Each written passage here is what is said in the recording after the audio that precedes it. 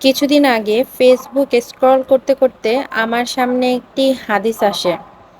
আমি শুনলাম, যখন আমরা দুনিয়ার বুকে ভাই এবং বোনের সঙ্গে যখন আমরা কথা বলি, বা যখন আমরা বোন বোনের সঙ্গে কথা বলি বা ভাইয়ের সঙ্গে কথা বলি, তখন আল্লাহ তাআলা ফেরেশতাদেরকে বলেন যে সময়টাকে থামিয়ে দাও।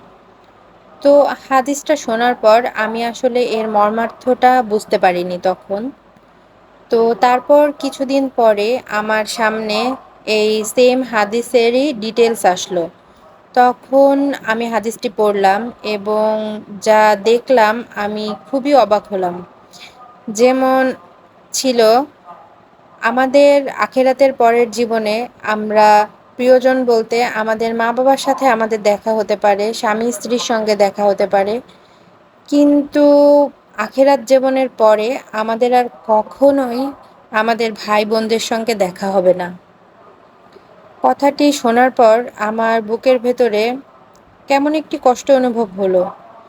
আমরা এই দুনিয়াতে থাকতে সাধারণত অল্প কিছু জিনিস নিয়ে বা কোনো সম্পত্তি নিয়ে বা কোনো বিষয় নিয়ে, ছোটোখাটো নর্মাল বিষয় নিয়ে আমরা এই ভাই বোনদের সাথেই না কত রকমের কত ঝামেলা করে থাকি। কারো সাথে আমরা হয়তোবা কথা বলি না, কারো সাথে হয়তোবা আমরা দেখা করি না। বছরের পর বছর, মাসের পর মাস এভাবে চলে যায় আমাদের সময়গুলা।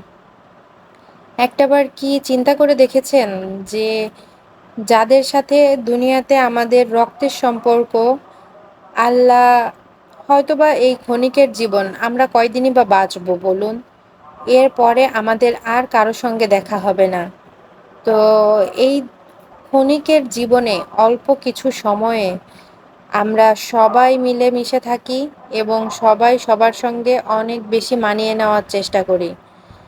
না হয় আমাদের জীবনে আমরা যে সুন্দর মুহূর্তগুলো হারাচ্ছি ভাই বোনদের সাথে, এই মুহূর্তগুলো আর কেউ কখনোই ফিরে পাবে না।